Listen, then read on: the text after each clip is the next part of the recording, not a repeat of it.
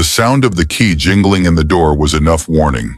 Morayo sat upright on the couch, arms folded, lips pressed together like she was holding back 1,000 words. If you're new to this channel, kindly subscribe so you'll be the first to be notified anytime we post an inspirational content like this. The door opened, and there he was, Toby, reeking of alcohol. Again. He stumbled in, one shoe half off, shirt wrinkled, eyes bloodshot. His cologne couldn't mask the whiskey anymore. He slammed the door shut and tossed his car keys onto the floor like it was a basket.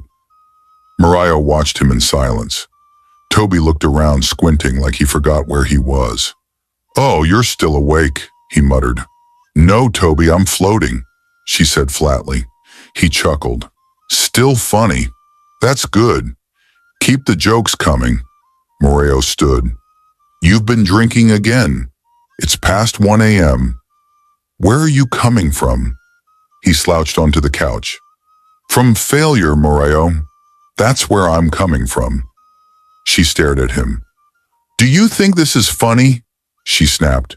"You've been like this for weeks. Drinking, sleeping all day, talking to yourself. What exactly is the plan here?" Toby turned slowly and looked at her, eyes glassy. "The plan? Oh, sweetheart. The plan died the day Silas kicked me out of Crestrock." He grabbed the remote, turned on the TV, and turned the volume high. Morayo snatched the remote from his hand and turned it off. "Don't test me tonight, Toby," she said. He rose. "Or what? You'll slap me like you slapped my cousin's wife at that naming ceremony?" Morayo's face flushed with anger. "I left everything for you, Toby.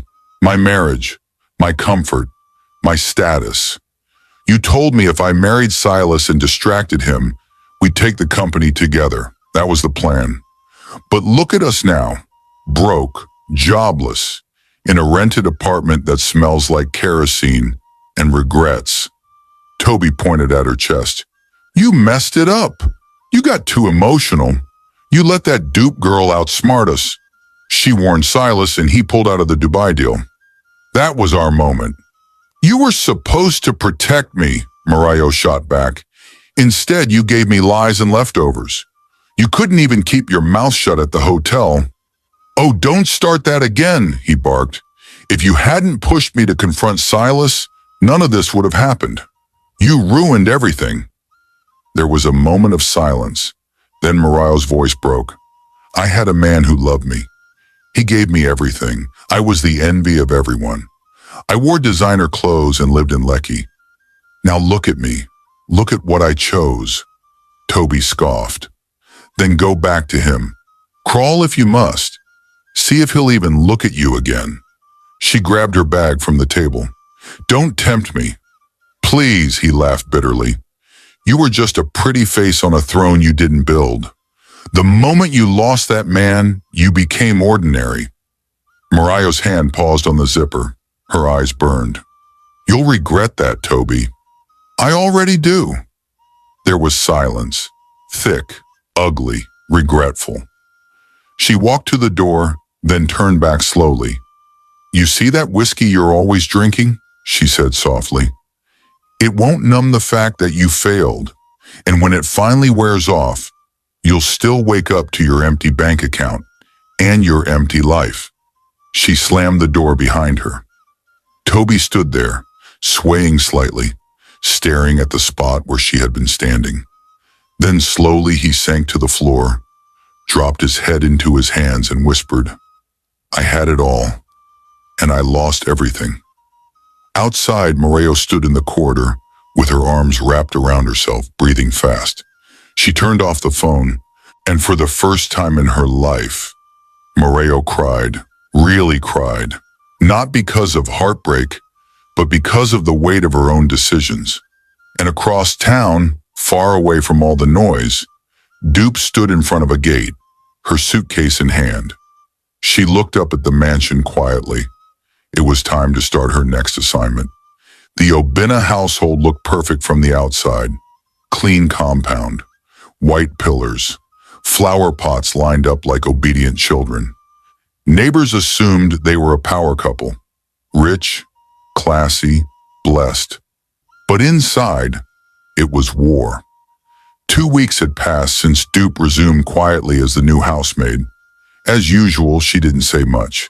She blended into the walls, swept without sound, and kept her eyes open. The first thing she noticed was the cold. Not air conditioner cold. Marriage cold. Mr. Obinna barely spoke to his wife, Ronki. She, in return, barely looked at him. He came home late. She stopped asking where he went. He ate his food cold. She stopped bothering to warm it. They were two strangers raising the same children. One night, Dupe overheard Ronki crying in the kitchen. Low, muffled sobs. The kind you press into your palm so the walls don't hear. But Dupe heard. The next day, Ronki's voice cut through the dining room like glass. You want a divorce? Then file it. Let the whole world know you destroyed your own home. Obinna didn't raise his voice. He just wiped his mouth and dropped the napkin. I'm tired of being blamed for everything, Ronki. This marriage ended a long time ago. No, Obinna, you ended it. When you started sleeping with your secretary. I won't dignify that with a response.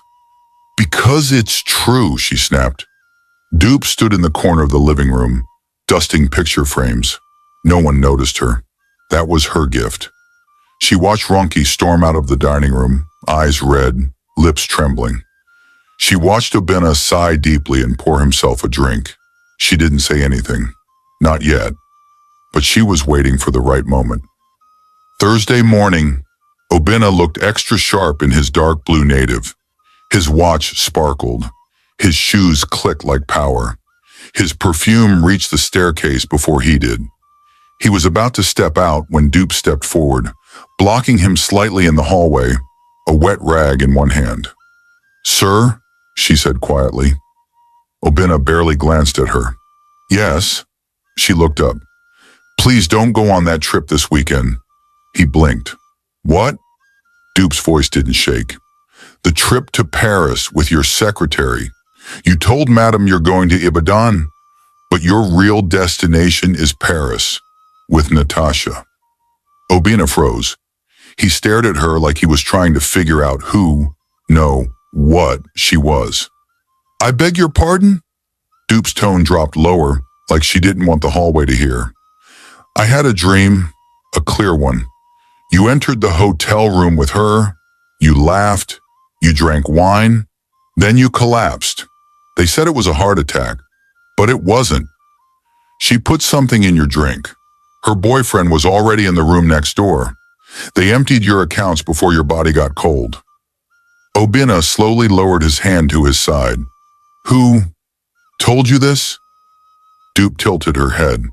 Nobody told me, sir. I saw it. And I've learned not to ignore what I see. He stepped back. This is madness. You're a maid. You shouldn't speak this way to me. I know, sir, she said softly, and I would never open my mouth if it wasn't serious. Obinna's eyes were darting now. Nobody knows about that trip except... He stopped. Dupe folded her rag slowly. Ask yourself how I could know all that, sir, and then ask yourself if I'm lying. Obinna stood there, breath caught in his chest. He didn't answer. He didn't move. And Dupe? She turned around and walked away. He didn't leave the house that morning. He sat in the living room like a man who had just read his own obituary. His phone buzzed. Natasha calling. He picked up slowly.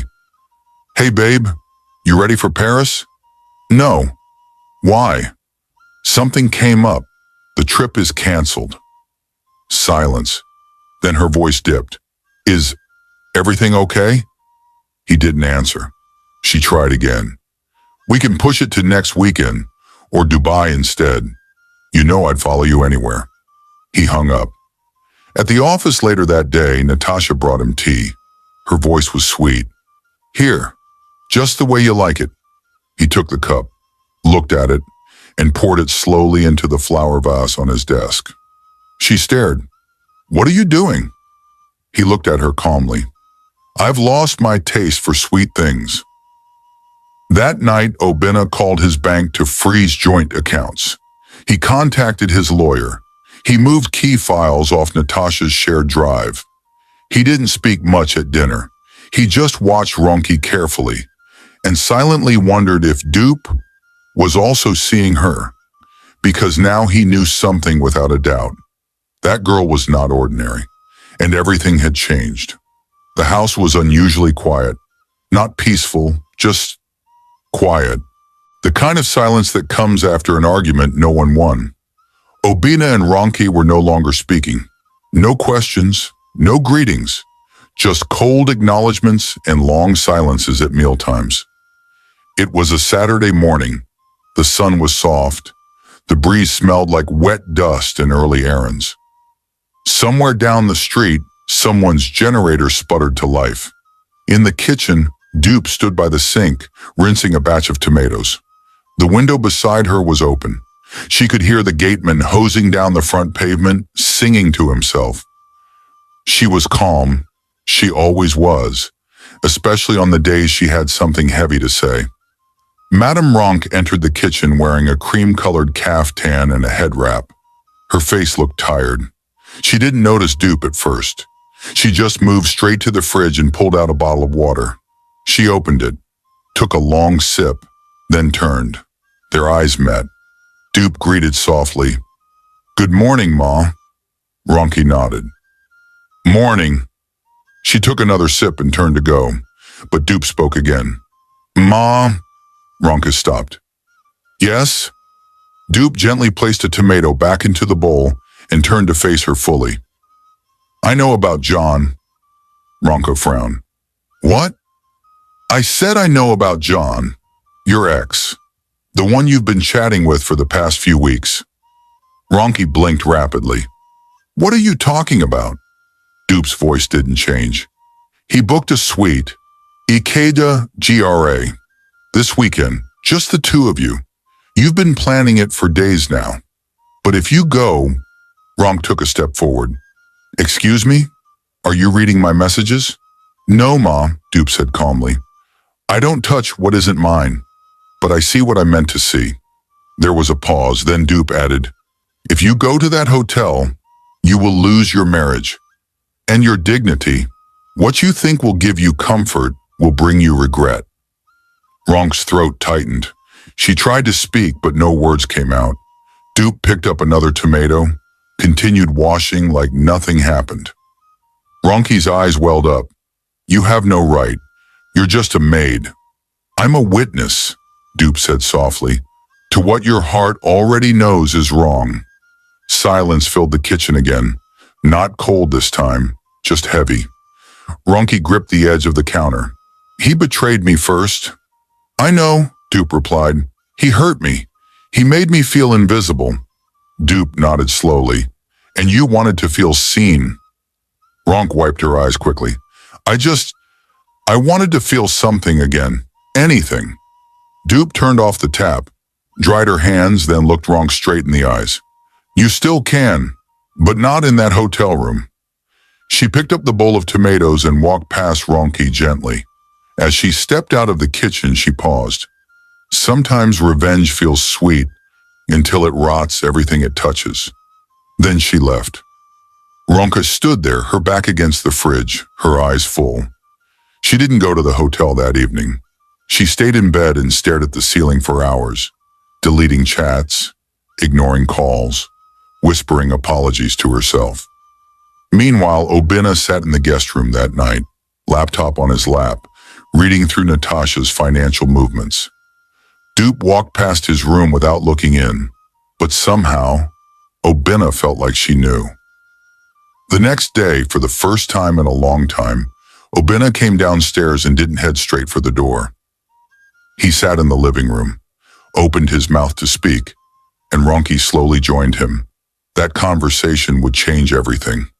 But in that moment, Dupe stood in the pantry, folding table napkins with quiet hands, and smiling. Because the healing had finally begun. The house was quiet again, but this time not the kind of silence that came with resentment. This silence felt unsure, heavy but not hostile. Obinna sat in the living room, elbows on his knees, hands clasped. He had barely slept the night before. Natasha had called 12 times, left 5 voicemails, sent him 2 selfies and 1 voice note that ended with, "I miss you." He didn't reply, not because he was being noble, but because for the first time in months, he was afraid of her, of himself, of how close he came to dying in the arms of someone who only smiled for his bank balance. He stared at the untouched glass of juice on the table, the untouched house, the untouched wife upstairs.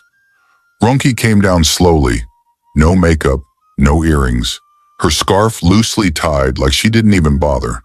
She paused when she saw him sitting there. "I didn't know you were home," she said quietly. He looked up. "I've been here." There was an awkward pause. She walked past him, stopped, then turned around. "Can I sit?" He nodded. She lowered herself onto the edge of the couch like someone expecting rejection. Another pause. Then Obinna spoke first. "There's something I need to tell you."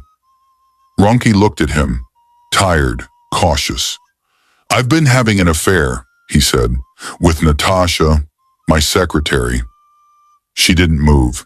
She didn't blink. He kept going. "I told you I was going to Ibadan, but I booked a trip to Paris with her. She had everything planned, but I didn't go." Ronk still said nothing. "She wanted to kill me," he added. "Poison me. Take my money, my shares, everything. And his voice broke. "I almost walked straight into it." That was when she finally spoke. "I know." Obinna's head snapped up. "What?" "I know, Obinna. I've known for a while." He was stunned. "Then why didn't you say anything?" "Because I was planning my own escape," she whispered. He froze. Ronki stared at her hands. "John called me, my ex. We started talking again. I didn't tell him anything about you, but I let the conversations go too far." Obinna swallowed. Ronki continued. "He booked a hotel room this weekend. He said we could talk, reconnect, whatever that means." Obinna leaned back like the wind had knocked him. Ronki looked at him, eyes soft. "But I didn't go." Silence, tears welled in her eyes. "We were both planning betrayals, just on different streets." Obinna couldn't speak, so Ronki did. "But someone saw us, someone we didn't see." He looked at her. "Dupe." She nodded. "She warned me, gently, but clearly, and I broke, because I knew she was right." Obinna wiped his face. "I don't even know how to fix this." "Neither do I," Ronki replied, "but I know I want to." He looked at her. "You still want this?" "I don't want to lose everything." He reached for her hand. She didn't pull away. They sat like that, broken, guilty, exposed, but holding hands for the first time in months. And in the kitchen, Dupe stood at the pantry shelf, lining up packs of sugar and custard like she wasn't hearing everything. But she was. She always did. And she smiled, because this was the kind of silence she liked, the kind that followed healing. Meanwhile, across town, Mariah's life went from frying pan to fire. The very same week she thought she and Toby would start over, she found herself dragging her box down the stairs of his shortlet, barefoot and furious. He had just screamed in her face, "Get out, Mariah! Go back to Silas if he'll still look at you." She didn't say a word. She just zipped her bag with shaking hands, yanked off her wig, and walked out into the night. No Uber, no plan, no self-respect left. She moved into a small one-room apartment in Aja, peeling paint, leaking tap, a landlord who knocked harder than her regrets. She had no money, no job, no peace. And Silas? Silas haunted her. The way he used to call her my queen. The way he made sure her wardrobe had more outfits than worries. The way he loved her, before she threw it away for a man who couldn't even pay DSTV. She cried often, silent tears on a borrowed mattress. whispers of regret into a pillow that never gave answers. Then came the hunger, the kind that laughed at her pride, the kind that made her mix custard without milk and lick spoonfuls of tomato paste for dinner. Then came the landlord. Madam Morayo, you either pay by Friday or carry your wahala and go. So she left the house one morning, tied her scarf tight, powdered her face, and told herself she'd find anything. She walked, in the sun, in heels that once stepped into Silas's Range Rover, now clicking on dusty pavements. She stopped at shops, knocked on gates, begged in her smile. Nobody called back. Then by pure chance, someone at a small restaurant near Lekki asked, "Are you looking for work?" She nodded quickly. "We need a cleaner. You'll mop, clean toilets, wipe tables before customers enter." And that was how it began. They handed her a brown apron. She tied it over the same body that used to wear diamonds. She was now a janitor. In the same kind of restaurant Silas once brought her to dine, back when waiters greeted her with, "Good afternoon, Ma," and chefs asked if the food was too salty. Now she was scrubbing the same tiles she once walked on in heels. And as she mopped the corner by the juice dispenser, she whispered to herself, "Don't cry. They can't see you cry." But the tears came anyway, because deep down, she knew this wasn't a nightmare. It was reality, and she was wide awake. At the Obina household, light had started returning to the corners where darkness once lived. The shouting was gone. So were the long silences. Now there was a rhythm, a fragile one, but it was real. Obina and Ronki had begun opening up to each other. Slowly, cautiously. They talked more, laughed sometimes, sat on the same couch without their hearts racing from rage. They were healing. They were mending what had cracked. And though it would take time to rebuild all they had broken, one thing was certain. The worst part was over. They were no longer enemies pretending to be married. They were two people choosing to try again. And in the quiet warmth of their home, Dupe knew it was time. One sunny morning, without making a sound, she folded her clothes, zipped her small box, and stepped out of the room she never truly unpacked in. She entered the kitchen, dropped the last thing she had cleaned, a freshly dried napkin, on the shelf and made her way toward the front door. That was when Ronki saw her. "Dupe?" she called gently. Dupe turned. "Yes, Mom. Where are you going with your bag?" "I'm leaving." Ronka frowned. "Just like that?" Obina stepped in from the hallway, towel over his shoulder. "Is something wrong?" "No, sir," Dupe replied softly. "Everything is right now, and that means my assignment here is over." Ronk walked closer. "We still need you."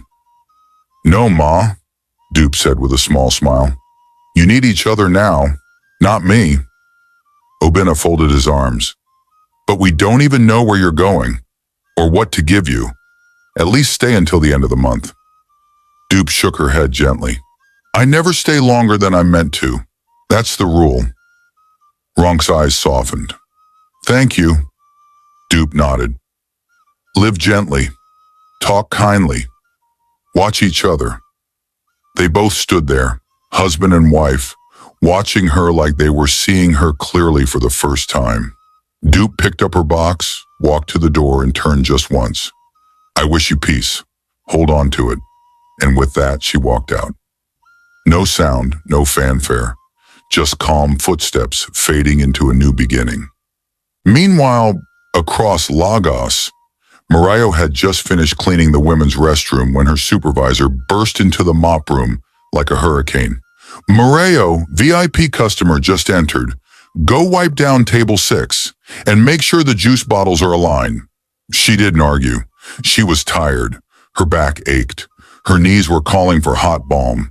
She grabbed a cloth and marched into the restaurant with her apron tied too tight and one stubborn braid sticking out of her scarf. As she approached table 6, she looked up and froze mid-step. Her eyes widened. Her spirit left her body briefly. Silas, sitting right there like a scene from a film. His wife sat beside him, heavily pregnant, glowing like she ate gold for breakfast. She was laughing, the kind of laugh Mariah hadn't laughed in years. Their little boy was there too, cute, chubby cheeks, happily sipping juice with 2 straws, like he had no idea his father was once betrayed by the woman now holding a wet cloth. Mariah took 1 step back, then 2. Then she did something even the angels didn't see coming. She ran, not calmly, not elegantly. She bolted through the side aisle, apron flying, cloth still in hand, shoes squeaking against the tiles like cartoon sound effects. One waiter blinked. "Who be that?" Another whispered. "Why she dey run like say them pursue am?"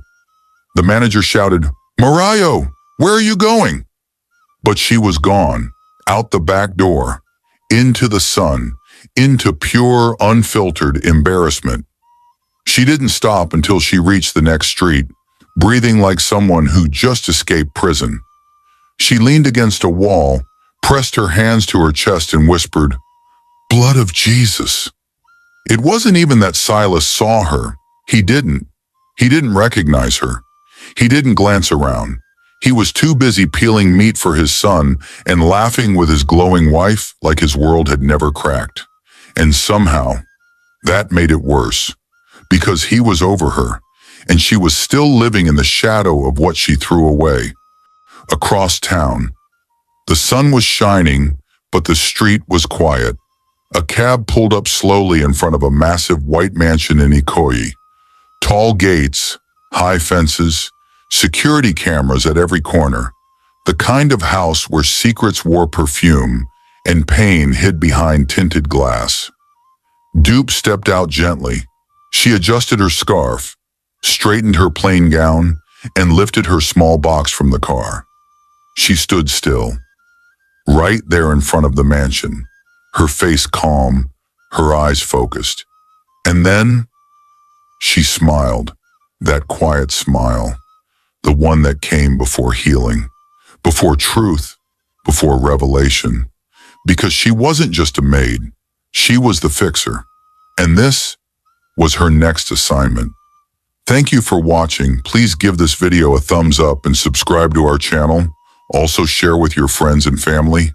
Until I bring another interesting story your way again, bye for now.